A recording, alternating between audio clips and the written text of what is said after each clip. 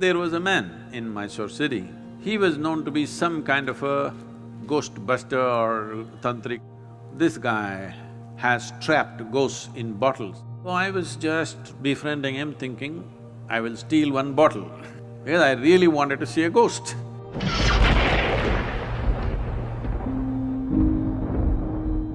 Sadhguru, you were talking about stories. So we were conversing and we were agreeing that when we were growing up, some of the best stories that we used to hear from family people or grandparents or friends, senior people, would be the ghost stories.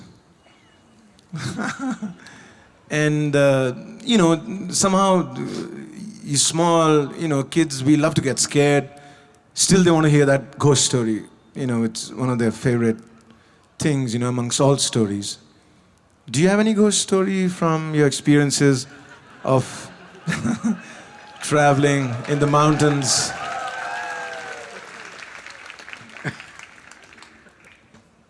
Wow, this is really getting him into trouble.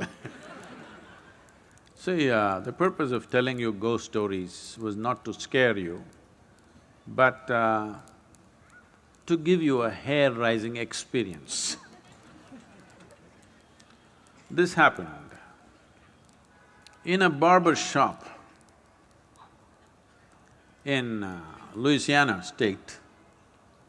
The whole place was filled with all kinds of horror comics and ghost stories and all kinds of things, only that.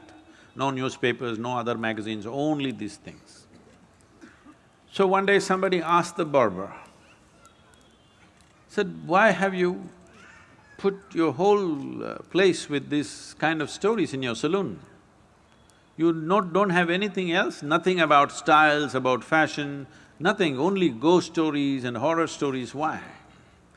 He said, "See, for my profession, if somebody's hair is standing, it makes it much easier."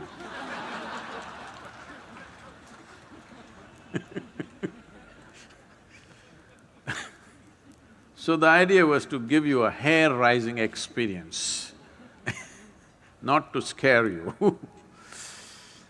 And I must tell you, this fascinated me so much that there was a man in Mysore city who was also working in the Mysore City Corporation as some official, but he was known to be some kind of a ghost buster or tantric or whatever he is. So somebody told me, I was always looking for these kind of things, so somebody told me, this guy has trapped ghosts in bottles and kept it in his whatever, it's a shrine or a workshop or whatever you want to call it. So I want to go and that guy wouldn't allow us initially, but I was persistent and then he took me inside and he showed me lots of bottles. He said, in this there is this kind of a ghost, this is a woman, this is a man. I looked, I could not see a man or a woman, I all saw transparent bottles with corks. So I was just befriending him thinking, I will steal one bottle because I really wanted to see a ghost. Because I had heard so many things. So many things means unbelievable kind of stories. Well, it only made me more and more curious. It did not raise my hair nor scare me, but I became more and more curious. I had spent months on end, continuously every night, being in the cremation grounds, wanting to see. So people come, burn the dead, and when with firewood, when the dead bodies burn, it burns for 4, 5, 6 hours. People stay there for an hour or hour and a half and then they have other business to do. They will cry and they'll weep and they will go when it's still burning.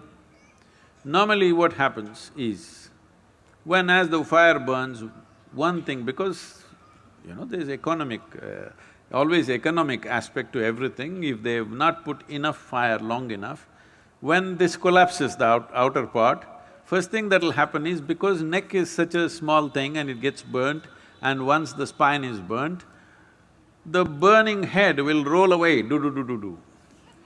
So I am the one who picks it up with a stick and puts it back and waits, where is the damn ghost? It doesn't come. Many months on end, I sat there, no ghost came.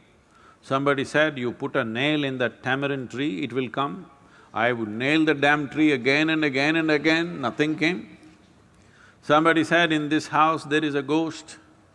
So I would beg them, please allow me, I want to sleep in that house and see if the ghost comes. Did not happen. So I went to this guy, and when they said specifically it's in the bottle, I wanted to steal a bottle. But he was very protective about his bottles So I didn't see anything coming out, but he showed me one thing. He made an elaborate design with rice flour. In the five corners of this, he kept one egg. He did all kinds of things and poof, he clapped his hand, pop! All the five eggs burst right in front of my eyes. So, I thought, something. I don't know whether it's a ghost or it's a thing, whatever, but definitely he did not reach out to these five, he was standing away and all the five eggs burst. Then this was working on me, and I was walking in my house backyard, looking here and there. Then I saw guavas were hanging in the tree, the guava fruit. I looked at the fruit fell. I thought, what? I did it again and again, the fruit fell. Then I brought my friends and just, you idiots, watch this. Talk, fruit fell. They said, what? Not once, 5, 10 times I did so that it's not an accident. But then, in about 3 days' time after I did this, a revulsion, I've never experienced it ever in my life because I've never stepped into those areas. A kind of revulsion went through my entire body that I knew that I had done something very fundamentally wrong. Never again. I said, you want the guavas? Go up and get it. You want anything in your life, go and get it. These kind of things we will never again do. So, I realized something is fundamentally wrong, use your energies like that. So what is a ghost? All of you are ghosts with a body. Those who are walking and sitting, everybody, you are ghosts with a body. But suddenly somebody lost their body and you think they are something horrible. Why? They're just like you, they just lost the body. Is it true that you gathered the body over a period of time? Suppose, let's say you had lost control over how much you eat and you became this big, and then you came to yoga program and whatever, and slowly you shrank into half your size. Does it mean to say half of you has become a ghost? Hello? So if somebody lost the body, 50, 60 kilograms of planet that we have picked up and made into this, if they put it back, is that a ghost? Then you are also a ghost with a body, isn't it? So this abnormal way of looking at life, that just because somebody lost their body, they've become something evil, something fearful, something terrible, is a very abnormal way of looking at life. The nature of life is such that whether… See, right now, this is something you must look at this, not intellectually, really experientially. You're breathing, all of you, are you? Hello? I'm just checking. Hello? You're breathing. So if you're breathing, let us say this was like a building or whatever, right now we are in the quadrangle kind of place. So there is life here that you're breathing. You may call it air, but it's actually life, because if I take away this will go. Yes? Your life will go.